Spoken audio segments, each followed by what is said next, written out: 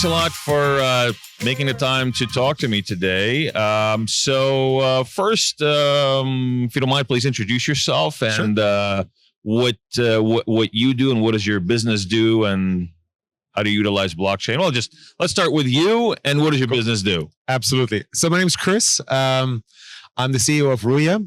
Ruya is a digital Islamic bank that we set up here about 18 months ago, just over 2 years ago, about 18 months in the market. We've onboarded just over 100,000 customers in those 18 months.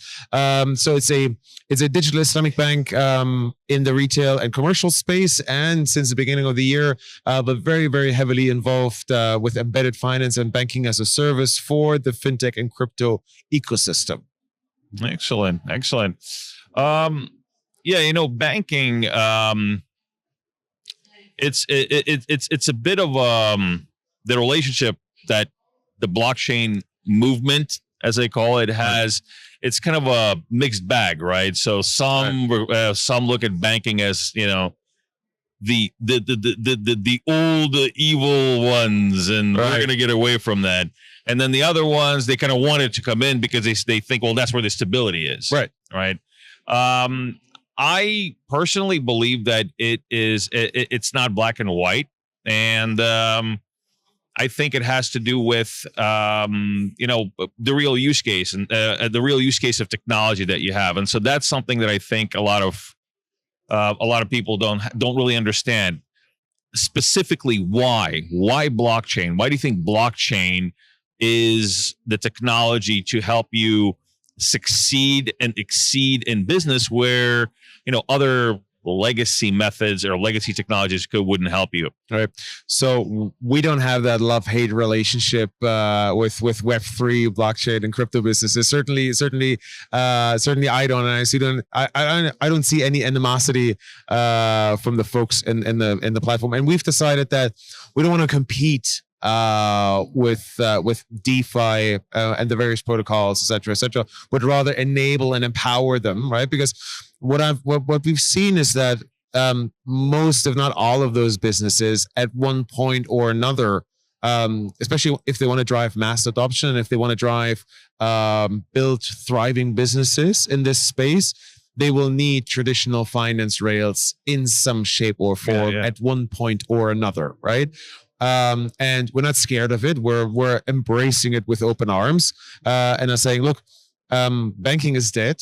Yeah. So long live banking. The way we're going to do it as an enabler for the ecosystem, rather than a hindrance or a competitor to the system, right? So it's not TradFi versus DeFi, right? Yeah. It's TradFi enabling DeFi, right, and borrowing products and solutions and building blocks that we can carry over into the TradFi world. Yeah, it has to be built in concert, I think. Right. I mean, that's basically what you're talking about. Yeah, is building these solutions in concert, understanding the needs of the mainstream, and also understanding the needs of the Web3 ecosystem and the Web3 people, so that they understand how to use these tools. Am I kind of reading that correctly? Yeah, exactly. And especially when you talk about mainstream adoption, it's about exactly the tools that you were talking about, because what every protocol out there or every exchange out there wants is their customers to live on their platform, right? To live on their solution. But in order to be able to do that, you still touch fiat, you still touch TradFi at one point or another, right? So we were having a discussion earlier today with a friend of mine who just got the approval in principle approval for the first stablecoin native digital Islamic bank out of Malaysia. Yeah. So I was asking him, so you're still going to touch fiat? He's like, of course I do, right? Yeah. You have to, right? Because you're still going to get, chances are you're still going to get paid by your customers or your employer in fiat, right? Chances are you're still going to have to pay your school fees in fiat, right? Chances are you're still going to go around to your local coffee shop and pay for your coffee in fiat. But the question is going to be, how can I bridge the two worlds, right? How can I make sure that if I'm a business that's getting paid in stablecoin, right, can use that stablecoin on the other side without off-ramping, right? How can I enable transfers and payments within the ecosystem. Plus, how can I enable bridging the two worlds? How can I do a simple and seamless off-ramping if I just go around the corner and want to pay with my debit card or my credit card in stable coin? Yeah. And this is exactly what we're doing, bridging those two worlds, right? Because the Web3 space, blockchain built businesses will, in most cases, out innovate us and outpace us. Yeah. Which is great. Let them. The beautiful solutions that you've built for your customers, enjoy them, build on their strength, and drive adoption in this space, right? I'm going to give you the infrastructure. I'm going to give you the compliance and governance and trust layer, right? Licensed by the central bank and supervised by the central bank, in order to give you the tools and the bridges that you need in order to drive mass adoption, so your customers are going to be happy. Yeah. Yeah, I mean, it's very clear that stable coins really bring the most direct, the most straightforward, I guess, utility that has mainstream kind of context, right? Because people will understand that a lot easier. People, the normies, as we call them, will understand it a lot better than just straight crypto, which of course has its own use cases. And so what I would like to kind of move on to here is, since we're talking about blockchain and you building on blockchain ecosystems.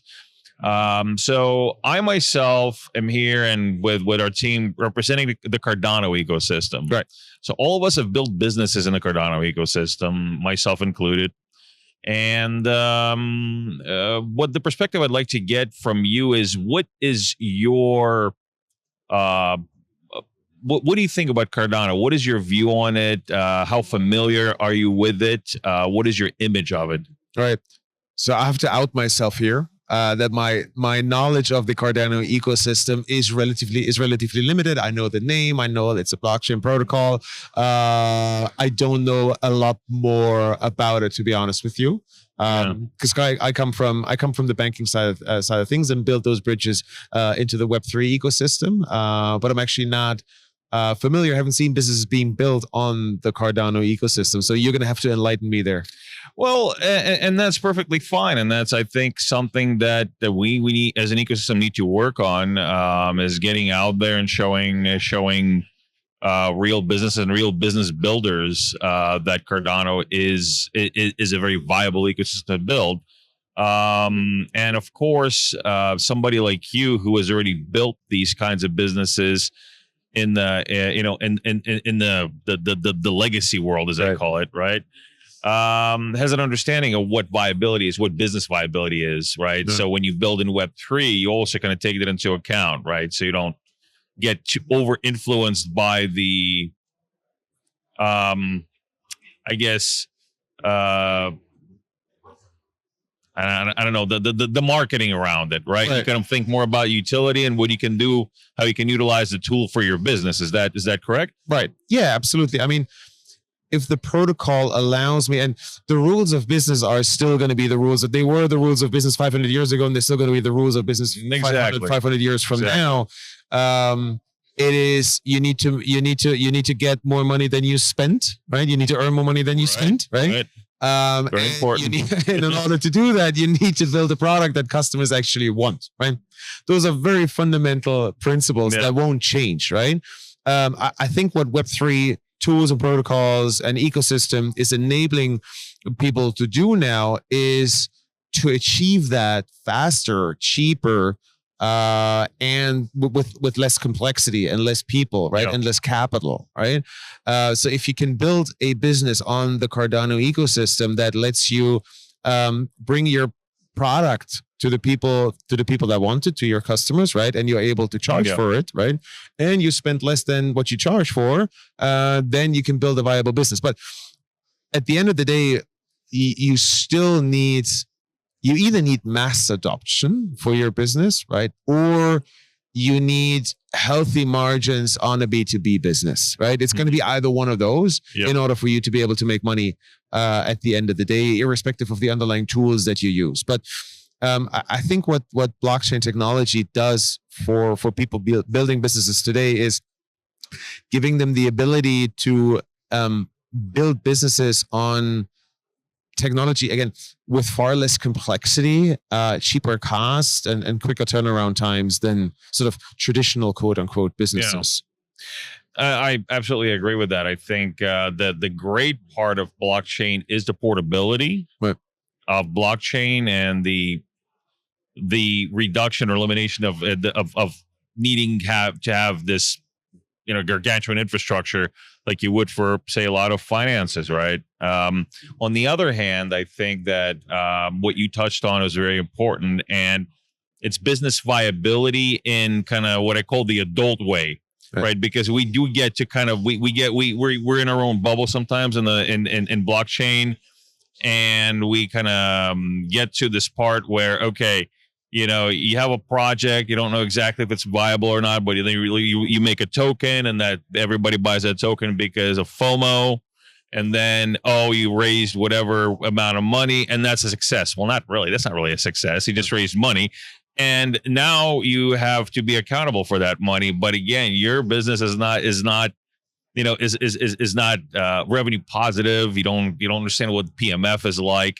You don't understand what your 5-year goal is, 10-year goal is. So that's kind of the last thing that I wanted to touch on. And I'm going to combine I have a couple of questions. I'm going to combine them into one. So looking ahead, and this is the what I just described. This is the thinking that I really want to get away from as a community. But looking ahead, what would you say is a viable, I mean, you described the basics of it, but really visualize for us, what is a viable blockchain based or powered business, and what does mass adoption really look like? Because that's also something you mentioned.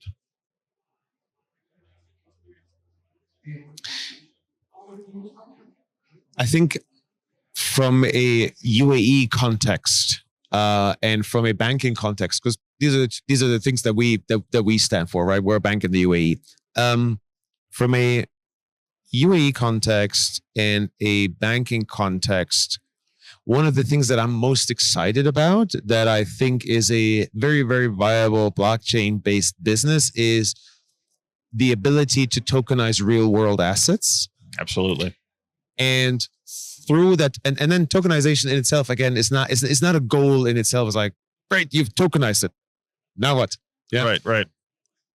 But once you enable mass adoption of getting access to real world assets that were previously prohibitively expensive or had too high minimum ticket size for the large parts of the population in the community to have access to, such as real estate, then you can drive mass adoption.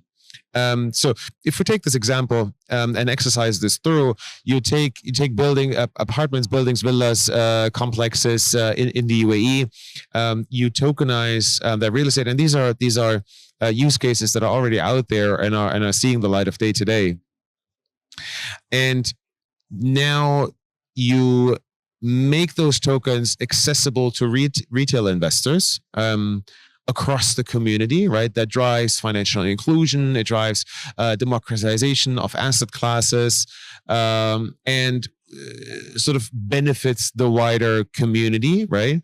Then your mass adoption is going to be the yardstick for mass adoption is then going to be how many people are able to invest into real estate that weren't able to invest before, right? So if large parts of the population of the UAE are able to invest in real estate, and this is just one market and one example, then you really drive real world use cases that will stand the test of time. Yeah, you take other asset classes in finance as an example, such as sukuk or bonds, private equity and venture capital funds, that you can, or commodities and golds, right? So I think we're not far away from probably a new gold standard, right? That is going to be built on potentially tokenized or stablecoin or gold-based stablecoin, that will be the reference currency going forward. Who knows? But I think those are real world mass adoption capable use cases where blockchain technology is the core enabler in order to achieve that. Yeah. Yeah, I absolutely agree with you that RWA is the way to go. I mean, I personally invested in it because I built a company around that. So Right. I would say that I'm pretty much in with that.